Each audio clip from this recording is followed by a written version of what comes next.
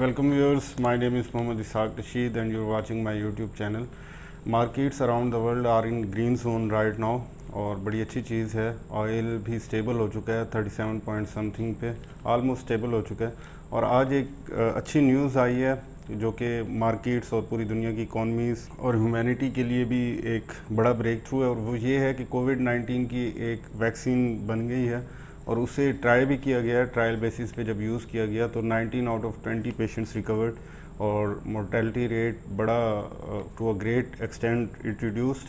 तो अभी चंद दिन में क्लैरिटी हो जाएगी कि क्या ये वैक्सीन है या पहले की तरह जस्ट इम्पैक्ट्स को रिड्यूस कर रही है. पहले भी काफ़ी हुई हैं. और इसके अलावा जो कुछ ऐसी फैक्टर्स हैं जो कॉज ऑफ कंसर्न हो सकते हैं, तो वो अगर इंटरनेशनल मार्केट लेवल पे बात करें तो वो चाइना इंडिया बॉर्डर स्पैट है. और आज एक उनके दरमियान एक वायलेंट स्कर्मिश भी हुआ है और उसमें इंडिया के एक कर्नल रैंक के ऑफिसर्स में 3 लोग हलाक भी हुए हैं. और चाइना ने डिनाई किया और कहा है कि China is unaware of anything like that at diplomatic level. लेकिन इंडिया और इंडियन मीडिया बड़ा वोसिफियसली इसे क्लेम कर रहा है. उसके अलावा नॉर्थ कोरिया ने भी आज एक बड़ा बेलिजरेंट सा और अग्रेसिव पोस्टर दिखाया टूवर्ड्स साउथ कोरिया. और ये कुछ चीज़ें हैं जो कर सकती हैं. अगर पाकिस्तान मार्केट लेवल पे बात करें तो लाहौर के काफ़ी एरियाज़ को आज रात से लॉकडाउन बल्कि कर्फ्यू लाइक सिचुएशन की जा रही है. और क्योंकि कोरोना वायरस के जो केसेस हैं वो बड़े अपवर्ड ट्रैजेक्टरी पे थे और एक्सपोनेंशियली ग्रो कर रहे थे वहाँ पे. और उसके बाद कहा जा रहा है कि इस्लामाबाद और मुल्तान का नंबर है फिर, और इनके कुछ इलाके भी उन्होंने ट्रेस किए हैं, पॉइंट आउट किए हैं कि जहाँ पे कर्फ्यू होगा. फिर फैसलाबाद, गुजरांवाला और बाकी एरियाज़ के नाम आ रहे हैं. तो ये कुछ कॉज ऑफ कंसर्न है मार्केट के लिए. लेकिन ओवरऑल एक स्टेबिलिटी नज़र आ रही है बजट के बाद से. और आज जो शेयर्स डिस्कस करने हैं हमने वो एंग्रो पॉलीमर है EPCL, और लोटे केमिकल्स को थोड़ा सा डिस्कस करेंगे, और उसके अलावा हबीब मेट्रोपॉलिटन को ऐसे बर्ड्स आई व्यू देंगे इसका. लोटे और हबीब मेट्रोपॉलिटन पे I have already made a detailed video, तो आप लोग वो भी देख सकते हैं. लेकिन यहाँ पे भी अगर आप नहीं चाहते वो देखना तो यहाँ पे भी मैं एक ब्रीफ सा आपको ओवरव्यू दूंगा एक कंपैरिजन के पॉइंट ऑफ व्यू से. जो एंग्रो पॉलीमर है ये एंग्रो कॉरपोरेशन का ही एक सब्सिडरी है उसकी. और जैसे मैंने पहले बताया सब्सिडरी वो होती है जिसमें मैनेजमेंट कंट्रोल होता है पेरेंट कंपनी का, उसे सब्सिडरी कहते हैं. तो ये जो प्रोडक्ट बनाता है इसे क्लोरविनाइल अलाइड प्रोडक्ट्स हैं ये, और ये काफ़ी इंडस्ट्रीज़ में यूज़ होते हैं और केमिकल सेक्टर में ये फॉल करता है. और ये इसके जो मोस्ट ऑफ प्रोडक्ट्स हैं वो सब्स ब्रांड नेम के अंडर आते हैं, सब्स.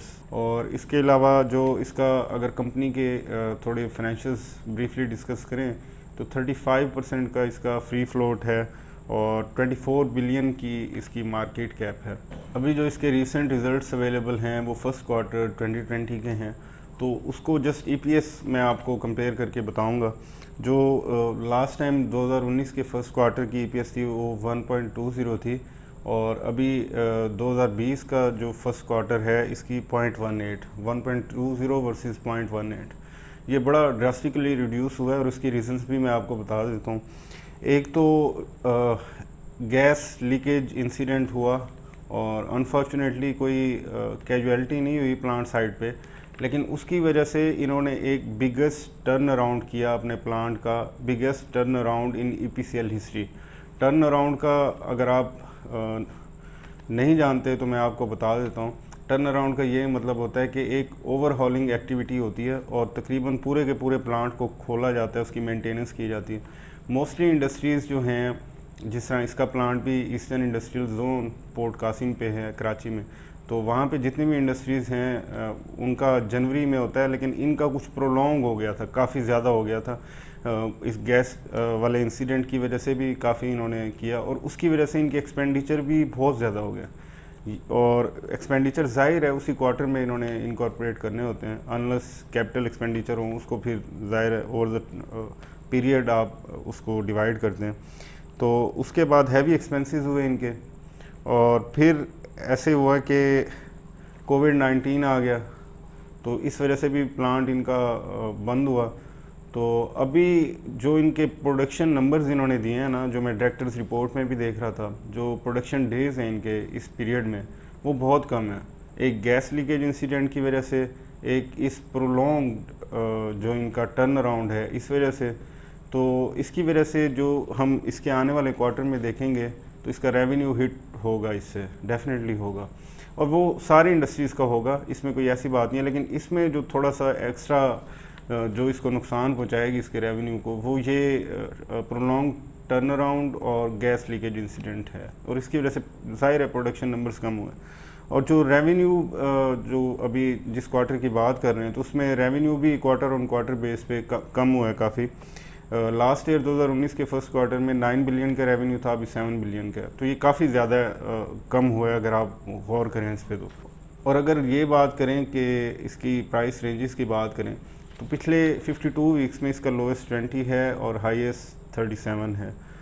मैं दोबारा नहीं देखता, आप अपनी खुद रिसर्च करें, लेकिन मैं नहीं देखता कि ये 20 पे दोबारा मिलेगा in foreseeable future, not in the short term और इवन मीडियम टर्म।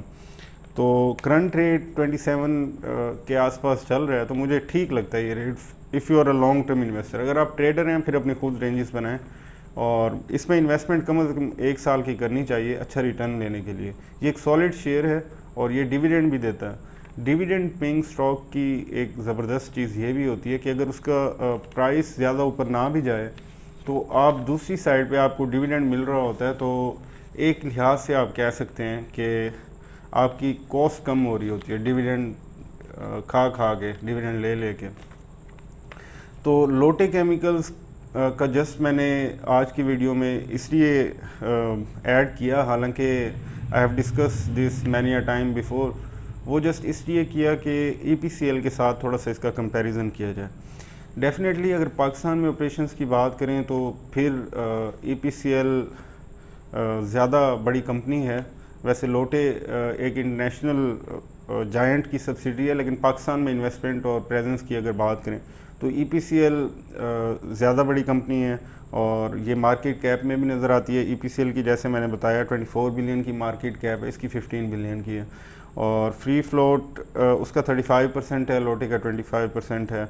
और अगर जैसे मैंने फाइनेंसिस डिस्कस किए तो क्वार्टर ऑन इसके भी Q1 का रिज़ल्ट लेटेस्ट अवेलेबल है हमारा, तो इसका 0.85 था लास्ट ईयर 2019 के फर्स्ट क्वार्टर में, और अभी 0.04 है 2020 के लोटे केमिकल्स का, और उसका 1.2 वर्सेस 0.18 था, इसका 0.85 वर्सेस 0.04 है।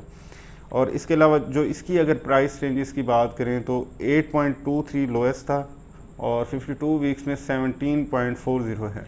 और लोटे केमिकल्स की जो मैनेजमेंट है ये बड़ी एफिशिएंट है, और जब इन्होंने देखा 2017 में कि इनकी कॉस्ट ऑफ प्रोडक्शन काफ़ी आउट ऑफ कंट्रोल हो रही है, तो इन्होंने ओगरा से परमिशन लेके अपना एक कोल पावर प्लांट लगाया। इनका भी plant eastern industrial zone port Qasim पे है। और अगर आप मुझसे दोनों स्टॉक्स में पूछें व्हाट आई विल चूज़, तो दोनों कंपनीज अच्छी हैं, दोनों में आप थोड़ा थोड़ा इन्वेस्ट कर सकते हैं, लेकिन लोटे केमिकल्स का जो ऊपर जाने के चांसेस हैं ना वो काफ़ी ज़्यादा हैं, और ये भी डिविडेंड देती है। अगर आप रेवेन्यू हिट की बात करते हैं कोविड-19 की वजह से, तो वो तो most of the companies in every sector will get some hit except banks and pharmaceutical. जो भी मैन्युफैक्चरिंग कंसर्न है तो उसमें तो फिर होगा। अब आते हैं हबीब मेट्रोपॉलिटन बैंक की वजह से, और there is a reason why I just emphasize on buying Habib metropolitan Bank and why not other banks. तो उसकी एक सबसे बड़ी रीज़न तो ये है कि ये शेयर इसकी जो quarter on quarter and year on year की परफॉर्मेंस है वो भी बहुत ज़बरदस्त है, और इसके बावजूद भी इसकी प्राइस रेंजेस जो हैं ये इस टाइम काफ़ी कम प्राइस पे ऑलमोस्ट 52 वीक्स लो के आसपास मिल रहा है। और it is not the sole criteria 52 weeks low, लेकिन दूसरी साइड पे इसके अर्निंग्स भी बढ़ रही हैं, इस वजह से मैं इसे बार बार रीट्रेड कर रहा हूँ। और इसके अलावा इसकी जो पेरेंट कंपनी है that is very strong house of Habib, जैसे मैंने हबीब मेट्रोपॉलिटन बैंक की वीडियो डिटेल्ड वीडियो उसमें फाइनेंशियल्स मैंने डिस्कस किए हैं, वो आप मेरे चैनल पर देख सकते हैं। और जस्ट ब्रीफली अगर बता दूँ तो इसका जो रेवेन्यू था आप यहाँ से अंदाज़ा लगा सकते हैं कि it is going up almost exponentially we can say, ये लास्ट ईयर जो Q1 था 2019 का, उसमें 14 बिलियन का इसका मार्कअप अर्निंग थी। मार्कअप अर्निंग कहते हैं बैंक्स में रेवेन्यू को। लेकिन अभी जो इस साल देखा वो 20.6 बिलियन, कहाँ 14 बिलियन, कहाँ 20.6 बिलियन। तो ये भी एक वजह है why I am so much attracted towards HMB।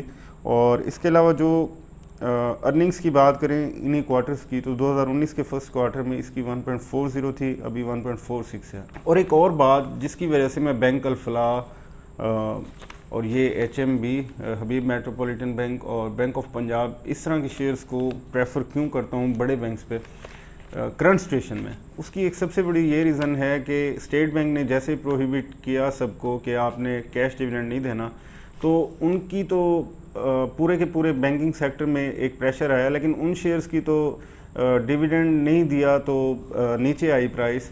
लेकिन ये ऐसे हैं जो आने वाले 1-2 क्वार्टर्स में ये देते ही नहीं हैं, ये ईयर एंड पे देते हैं और इनका ईयर एंड अब साल बाद आएगा। लेकिन बैंकिंग सेक्टर में क्योंकि एक प्रेशर था तो ये शेयर भी नीचे फॉल कर गया। तो ये एक गोल्डन अपॉर्चुनिटी आप इन शेयर्स में ले सकते हैं। लेकिन जो बैंक अल-फलाह है वो थोड़ा सा ऊपर चला गया, क्योंकि मैं जब बाय कॉल दे रहा था तब 30 से नीचे था। तो ये share it is posing a golden opportunity for you guys. और लेकिन एज आई ऑलवेज से कि I urge all of you guys to do your own research. और ये बड़ी अच्छी चीज़ होगी अगर आप अपने डिसीजंस खुद लेना स्टार्ट करें। It's your own money and your own decision. Loss होगा तो आपका होगा, प्रॉफिट होगा तो आपका होगा। और ज़्यादा टिप्स पे बिलीव ना किया करें, मैं तो जस्ट नॉलेज शेयर करता हूँ आप लोगों के साथ। और आप अगर कोई पैनिक डिसीजंस ना लें तो इट्स अ गारंटी कि स्टॉक मार्केट आपको रिवॉर्ड करेगी, लेकिन it takes a lot of patience and research to do that. तो अभी जो आइडियल बाइंग होगी वो HMB की होगी, और लोटे और EPCL में थोड़ा थोड़ा इन्वेस्ट भी कर सकते हैं, या लोटे केमिकल्स भी आप ले सकते हैं, that is your own choice. क्योंकि कुछ लोगों की ऐसे भी हिस्ट्री होती है कि EPCL के साथ उन्होंने काफ़ी अरसे से अटैचमेंट है, वो इसकी प्राइस मूवमेंट्स देख रहे हैं, वो स्टॉक की अर्निंग्स हिस्ट्री के साथ वाकिफ़ हैं, तो वो लोग EPCL देख सकते हैं। ये भी सेफ़ इन्वेस्टमेंट है फॉर लॉन्ग टर्म। और लोटे केमिकल्स भी 8.23 इसका लोएस्ट था, तो अभी 10 पे है। और मैंने जब बाय का कहना स्टार्ट किया था तब 9 की रेंज में था, तो अभी भी अच्छा रेट है फॉर लॉन्ग टर्म। ये थी आज की video. If you guys have any kind of question you can leave that in the comment section below. और थैंक यू वेरी मच।